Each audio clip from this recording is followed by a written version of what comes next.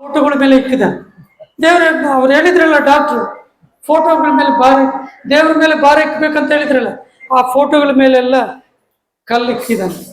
ಆಮೇಲೆ ಭಾರ ಇಕ್ಕಿ ಹಾಕು ಅಂತ ಹೇಳಿದ್ರಲ್ಲ, ಫೋಟೋಗಳ ಮೇಲೆ ಕಲ್ಲಿಕ್ಕಿ ಪೆಟ್ಟಿಗೆಗೆ ಹಾಕಿದ ಔಷಧಲ್ಲ. ಹಾಕಿದ್ಮೇಲೆ 5 ನಿಮಿಷ 10 ನಿಮಿಷ ಆಯಿತು, 20 ನಿಮಿಷ ಆಯಿತು. ಅವರಪ್ಪವ್ರು ಹೂ ಅಂಬಲಿಲ್ಲ. ಈ ಔಷಧಿ ತುಂಬ ಚೆನ್ನಾಗಿ ಕೆಲಸ ಮಾಡಿದೆ ಅಂತ ಅನ್ಕೊಂಡಿದ್ದಾನೆ. ಒಂದು 5 ನಿಮಿಷ ಆದ್ಮೇಲೆ ಅಪ್ಪ ಅಂತಂದ್ರು. ಇದಾರ ಒಪ್ಪರು ಕೆಳಗೆ ಬಿದ್ದೋಗಿದ್ದಾನೆ. ಬಿದ್ದೋದ ಪಾಪ ತೀರೋಗಿದ್ದಾರೆ. ಸರಿ, ಒಂದು ವಾರ ಆಯ್ತು, 10 ದಿನ ಆಯ್ತು. 11ನೇ ದಿನ ಈ ಡಾಕ್ಟರ್ ಮನೆ ಮುಂದೆನೆ ಹೋಗ್ತಾ ಇದ್ದಾನೆ ಈ ಹುಡುಗ. ಆವತ್ತು ಬಂದಿರುವಾಗ ಕೂದಲಿತ್ತು, ಇವಾಗ ಕೂದಲಿಲ್ಲ. ಏನಾಗಿದೆ ಇವನು, ಅವನೇ ಇದ್ದಂಗಿದ್ದಾನೆ ಅಂತ ಕರೆದ ಡಾಕ್ಟ್ರೇ. ಏನಪ್ಪ, ಆವತ್ತು ನಿಮ್ಮ ಅಪ್ಪವ್ರಿಗೆ ಚೇಳು ಕಚ್ಚಿದೆ ಅಂತ ನಮ್ಮ ಹತ್ರ ನಮ್ಗೆ ರಾತ್ರಿ ಎಲ್ಲ ನಿದ್ದೆ ಇಲ್ದಂಗೆ ಮಾಡಿದೆಯಲ್ಲ, ಹೆಂಗಿದಾನೆ ನಿಮ್ಮ ಅಪ್ಪವ್ರು? ಚೆನ್ನಾಗಿದ್ದಾರೆ. ಅಲ್ಲ ಸರ್, ನೀವು ಕೊಟ್ಟಿರೋ ಔಷಧಿ ಏನೂ ಕೆಲಸ ಮಾಡಲಿಲ್ಲ, ಏನು ಕೆಲಸ ಮಾಡಲಿಲ್ಲ. ನಮ್ಮಪ್ಪರು ಆವತ್ತೇ ರಾತ್ರಿ 3 ಗಂಟೆಗೆ ತೀರೋದ್ರು ಅಂತ. ಅಲ್ಲಪ್ಪ, ನಾನು ಕೊಟ್ಟಿರೋ ಔಷಧಿ, ಅಷ್ಟೊಂದು ಔಷಧಿ ಕೊಟ್ಟಿದೆಯಲ್ಲ, ಏನು ಮಾಡಿದೆ, ಎಲ್ಲಿ ಹಾಕಿದೆ ಅಂತ. ಅಲ್ಲ ಸರ್, ನೀವು ಹೇಳಿದ್ರಲ್ಲ ಎಲ್ಲಿ ಕಚ್ಚಿದ್ರೆ ಅಲ್ಲಿ ಹಾಕಬೇಕು ಅಂತ ಹೇಳಿದ್ರಲ್ಲ.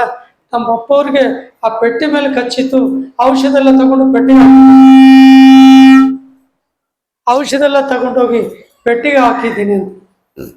ಮೂರ್ಖನ, ನಾನು ಹೇಳಿದ್ದೇನು, ನೀವು ಮಾಡಿದ್ದೇನು?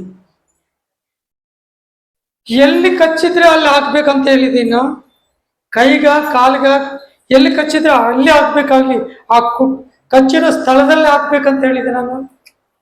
ಅದಕ್ಕಾಗಿ ಪ್ರಥಮ ಜನ್ಮಮುರ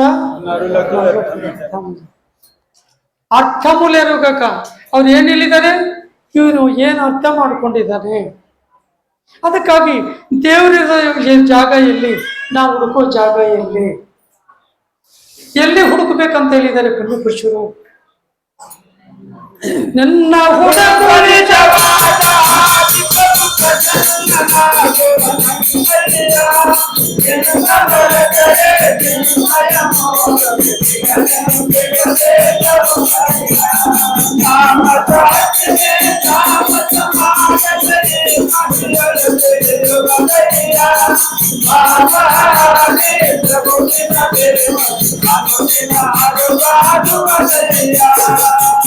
ಅದಕ್ಕಾಗಿ ನಿನ್ನ ಹುಡುಕು, ನಮ್ಮನ್ನ ವಿಚಾರ ಮಾಡಿದ್ರು. ನಮ್ಮಲ್ಲಿರೋ ದೇವ್ರನ್ನ ಬಿಟ್ಟು ಅಲ್ಲಿ ಕಚ್ಚಿರೋ ಜಾಗದಲ್ಲಿ ಬಿಟ್ಟು ಇನ್ನೊಂದು ಕಡೆ ಹಾಕಿದ್ರೆ ವಾಸಿ ಆಗೈತಾ? ಔಷಧಲ್ಲಿ ಹಾಕಿದ್ರೆ ಅದಕ್ಕಾಗಿ ಪರಮಾತ್ಮದ ಒಂದು ಕಡೆ, ನಾವು ಹುಡುಕೋದು ಒಂದು ಕಡೆ.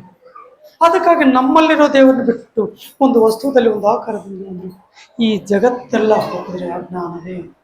ಭವನ